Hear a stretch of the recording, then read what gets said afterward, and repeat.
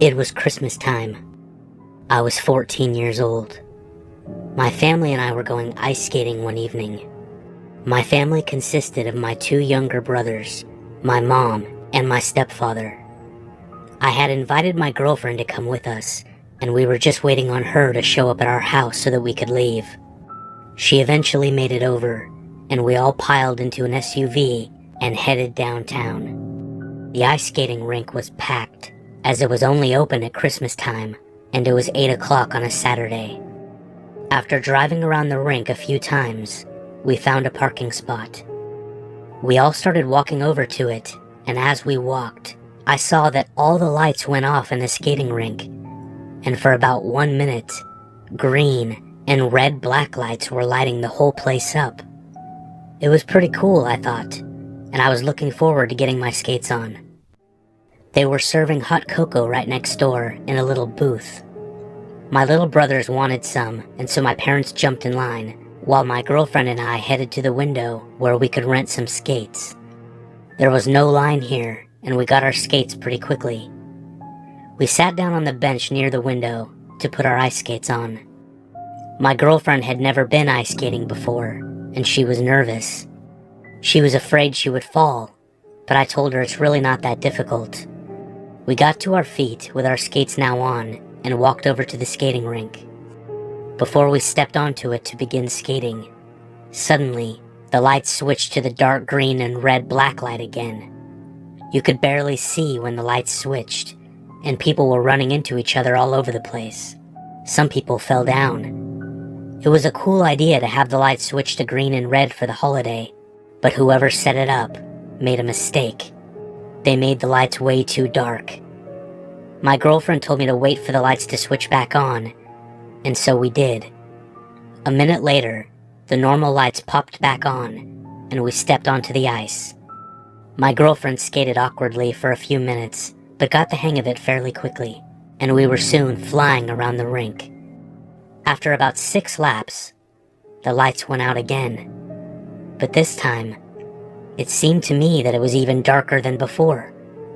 My girlfriend grabbed my arm and clung to me as we tried not to run into anyone. As we skated in the near darkness, she asked me, "It's getting darker, don't you think?" I agreed, and the lights popped back on again. We sighed with relief and continued skating. As we made our way around, we passed a man wearing a dark red trench coat that was about to step onto the ice to skate. He had the dark red hood over his head, and it covered most of his face. After noticing him, I looked around for my family and spotted them sitting down on the benches, drinking their hot cocoa. I looked over to my girlfriend who had broken away from my arm, and she looked nervous. I skated closer to her and asked her if she wanted to get off the ice. She said no, but was worried about when the lights flipped to the dark green and red again. She was worried that they would flip off completely and leave everyone in complete darkness. As if on cue, the lights switched off, and they switched off completely. My girlfriend gasped, along with many other people around us. For the briefest of moments, everyone was quiet, and it was pitch black. It was an incredibly eerie feeling. Then, suddenly, I heard a woman scream. Then I heard commotion. The woman's screams were silenced, and then heard a man yell in a similar way, like they had just been really hurt by something. My girlfriend and I ran into a group of people, and we all fell to the ice. She started calling my name, and I could hear the fear in her voice. People were falling all around us, and then I heard another woman scream. This scream was piercing, and I knew at that moment that something was very wrong. The woman continued to scream when I suddenly heard another woman scream bloody murder. At this point, I could hear noises of frantic people falling, moving, screaming, and trying to escape the ice rink. I tried to stand up, but was hit by people in all directions, and my hands were sliding across the ice as I crawled. It felt like razor blades. I was hyperventilating when suddenly I felt an extreme pain in the tip of my middle finger on my right hand. and realized that somebody had skated across it. I stopped crawling and heard yet another ear-piercing scream of agony and terror. I started calling my girlfriend's name, but didn't get a response.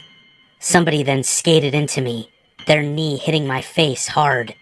I fell flat onto the ice, and my breath was taken away when I felt random people topple onto me, one person landing onto my stomach. As they all tried to separate from each other and myself, I felt an ice skate slice my thigh. I started crawling again fast, and I could feel my finger pulsating as blood gushed from the wound. I hit a wall, and I remember feeling the tiniest relief. I called my girlfriend's name again, but once again, got no response in the midst of screams and frantic mayhem. It sounded as if everyone was screaming now, and I thought that I might have a heart attack. I stuck to the side of the wall and attempted to stand up onto my skates again. I reached my feet and started coughing. I felt somebody clip my back as they skated by me. And then suddenly I felt pain. Pain in my back. Monumental pain. The worst pain I have ever felt. At first, I thought somebody had somehow cut my back with an ice skate, but I reached back with my arm to feel the wound. Somebody then crashed into me, and I fell to the ice once more. Tears poured from my eyes, and screams erupted from all around me. I reached my arm back again to feel the wound, and I felt it. Somebody had stabbed me. My breathing started to get heavy, and a full breath was difficult to achieve. The pain was growing more intense, and I felt panic set in, as it felt like the pain would not reach a stopping point, and it would just increase and increase. Suddenly, I heard another scream. It was mine. My screams joined the rest, and I began sobbing in between the screams.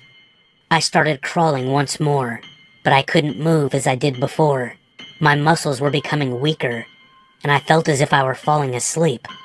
I moved slowly, and could feel thick syrupy liquid wherever I put my hands on the ice. I knew it was blood, and I suddenly began coughing, with no control, and I didn't stop. I put my hand over my mouth and stopped crawling. I felt blood coming up out of my throat as I coughed, and it started to block my nasal passage, and I could barely breathe. The screams were absolutely ear-shattering at this point. I lay on my back and started to shiver. After a few moments, I felt people fall and trip over me once again, and I flipped over onto my stomach. After this, I looked up, and I could see small beams of light all over the place. And then I heard people speaking. It was the police, I thought to myself. They were running and tripping over people, trying to get people out, trying to help. I put my arm up and said the word, help, but nothing came out. I couldn't say the word. I dropped my arm back to the ice and felt my eyes start to close. I cleared my throat, full of blood, and coughed it onto the ice. Everything at that moment went black. I awoke in a hospital bed. 24 people were murdered on the ice skating rink that night. My girlfriend included.